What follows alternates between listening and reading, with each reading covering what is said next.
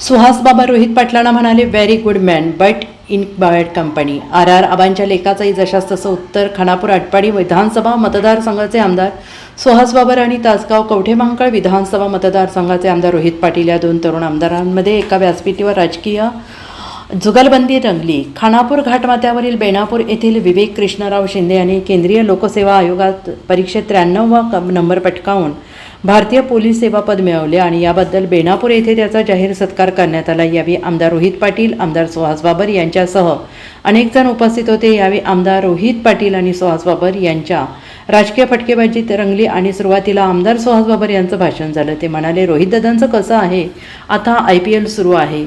Mumbai इंडियन्सचा captain Rohit Sharma आहे, तो चांगला खेळतोय पण टीम काही जिंकत नाही. तसंच रोहित दादांच्या राजकारणाचं झालं आहे. त्यांचा परफॉर्मन्स चांगला आहे पण त्यांच्या पक्षाला काय परफॉर्मन्स करता येईना. आमचं त्यांच्याबद्दल मत आहे की very good man but in bad company आणि त्यांची ही गोष्ट चांगली आहे. हे पवारांच्या पक्षात आहेत पण अजित पवार, देवेंद्र फडणवीस, नितीन गडकरी, एकनाथ शिंदे या सगळ्यांबरोबर त्यांचे संबंध चांगले आहेत. मला असं वाटतंय जर तुम्ही UPSC परीक्षा दिली असती तर या सगळ्या गुणांचा तुम्हाला फायदा झाला असता. तुम्ही फार मोठे अधिकारी झाला असता. कारण विरोधात असूनही राजकीय मंडळी कशी हाताळायची हे लकब आबांपेक्षा तुम्हाला जास्त चांगली जमते, असं म्हणत सुहास बाबर यांनी रोहित पाटील यांचं कौतुक केलं. तर रोहित पाटील म्हणाले, आता आमचा निम्मा संघ स्टेडियमच्या बाहेर बसलाय, निम्मा संघ आत खेळतोय.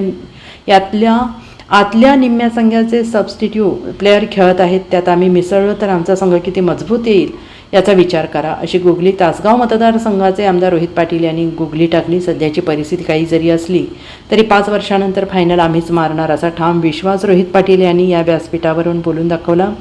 सुहास बाबर आणि रोहित पाटील यांच्या राजकीय जुगलबंदीची आता राजकीय वर्तुळात जोरदार चर्चा रंगलेली आहे.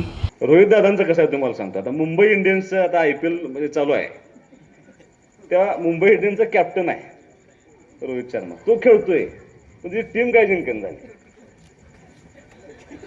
तसं रोहित दादांचं राजकारणात झाले, त्यांचा परफॉर्मन्स आहे, पक्षाला काय त्यांच्या परफॉर्मन्स करता येईल झालं. आमचं आपलं मत असं आहे की very good man but in bad company.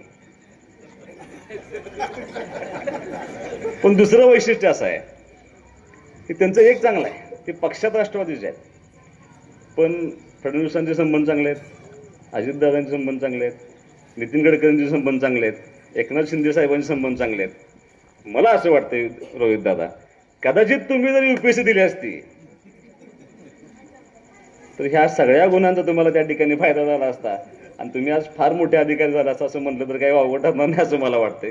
कारण विरोधात असून सुद्धा हे सगळे राजकीय माणसं हाताळायची कशी याची लकब आबांच्यापेक्षा जास्त तुमच्याकडे आले की असं म्हटलं तर काही वावगं ठरणार नाही. मी फक्त एकच बरं वाटलं मला तुमचं, मी ह्यांना अंदाज घेत होतो, म्हणलं कुठंपर्यंत आले हे मला सांगायचे, इथंपर्यंत आले तिथंपर्यंत आले. मग मी तुम्हाला फोन करून देतो, मी सांगायचं अजून पाठीमाग आहे. तुम्ही मला तेवढं खरं सांगितल्याबद्दल मी तुमचा आभार आहे. मी फारसं बोलणार नाही. आता भैया, आज जरी संघ आमचा मजबूत नसला तरी आमचा निम्मा संघ हा स्टेडियमच्या बाहेर बसलाय, निम्मा संघ आत खेळतोय. आता त्यातल्या निम्म्या संघानं काल सबस्टिट्यूट प्लेअर खेळायला घेतलेले आहेत. आता त्यात जर आम्ही मिसळलो तर आमचा संघ किती मजबूत होईल याचा अभ्यास भैया करायला लागेल. त्यामुळं सध्याची परिस्थिती बघता या सगळ्या गोष्टींचा अभ्यास केल्यानंतर 5 वर्षानंतर फायनल आम्हीच मारणार आहे यात मात्र मी निश्चितपणाने विश्वासाने सांगू इच्छितो. पण एका गोष्टीचं मनापासून कौतुक आहे, अनेक लोकांकडून आजूबाजूच्या शिकायला मिळत असतं. मी मागणी येताना पाऊसच घेऊन आलोय. भैयांकडून सुद्धा किंवा भैया आमदार म्हणून निवडून आल्यानंतर सुद्धा मनापासून त्यांचं कौतुक करायला कुठल्याच व्यासपीठावर संधी मिळाली नव्हती. एक गोष्ट त्यांच्यापेक्षा त्यांच्या PN कडून शिकण्यासारखी जास्त आहे. ही दोघं एवढी हुशार आहेत, मी फक्त ही दोघं काय मागण्या करतायत हेच बघत असतो आणि ही जी मागणी करतील दुसऱ्या दिवशी त्याच आशयाचं आपलं पत्र तिथं पोच झालं पाहिजे याची सुद्धा काळजी मी घेत असतो.